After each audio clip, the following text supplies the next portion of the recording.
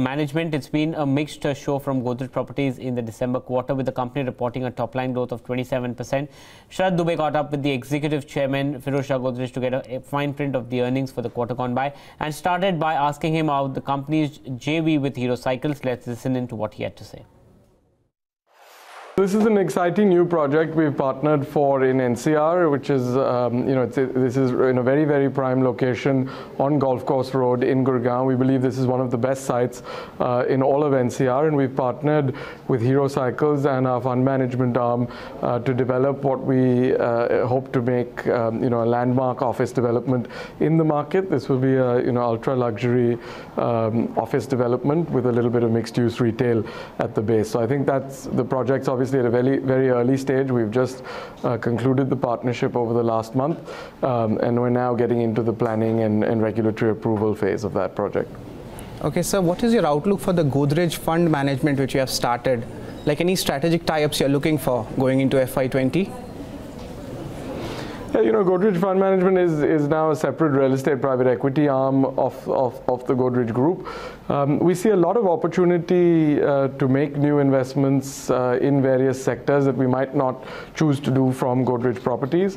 So far we have about $1 billion of assets under management that we've been able to raise in 2 residential funds and 2 office funds. We already have several strategic partners in the business and are looking to scale that over the next few years, but certainly it's a business that we're quite excited about and see a lot of opportunity in. Can you give us the details about your project pipeline and the order book standing at right now? Yeah, we had a very good third quarter, largely because a lot of the launches that we'd planned to do did in fact take place. So we had 6 new launches that we delivered in the third quarter, which helped us deliver this best ever quarter for residential bookings that we've ever had.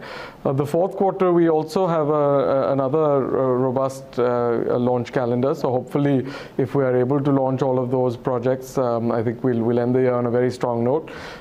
Typically we start talking about the visibility for the next financial year during our fourth quarter results presentation, as we get a clearer visibility on which projects we believe will receive regulatory approvals in time for them to be launched. But certainly, the company's outlook right now is extremely bullish. We're quite happy with the level of traction we're seeing in our new project launches. We believe there's a fairly unique opportunity to quickly expand the scale of our business from a business development perspective, given the current weakness that many developers in the sector are faced with. So I think you will see, hopefully, a very large expansion in the number of launches the company is able to do over the next couple of years. Okay.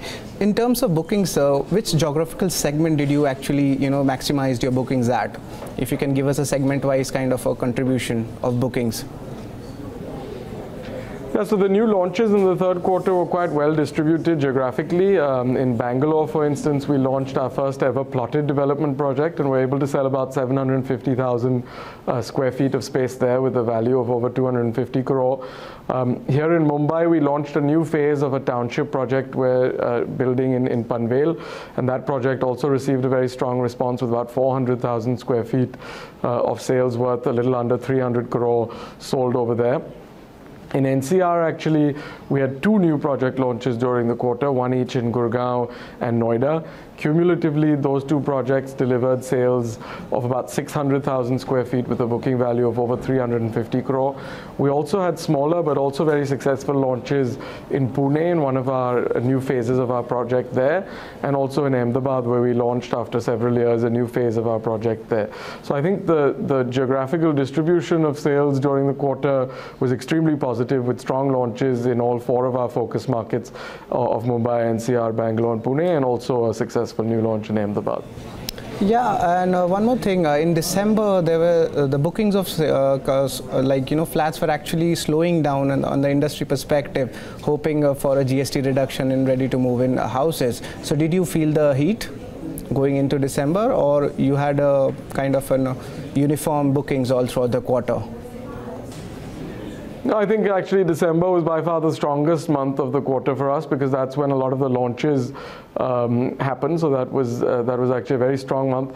I think it's important to keep in mind that the potential GST reduction you referenced is for completed homes, whereas most of what we're selling is actually under construction homes. All our new launches are of projects that have yet to be constructed, let alone be delivered. So I don't think there was any effect on the launches from those discussions. And the last question is, what's your margin outlook going into FY20? Well, I think margin is a factor of many things in our industry. Also, the accounting rules for projects, differ by structure of projects. But certainly on an overall basis, we expect to see margin enhancement for the company, as most of our new projects are in profit sharing structures or structures similar to profit sharing, which are inherently higher margin structures than revenue sharing and outright purchases. So we do expect to see margins do well. But again, I think the accounting in the industry, with the two major changes, one, the shift to project completion accounting, and the Ind AS calling for joint venture projects to be accounted for as single line items, does make sort of reported margins a little open to interpretation and quite volatile.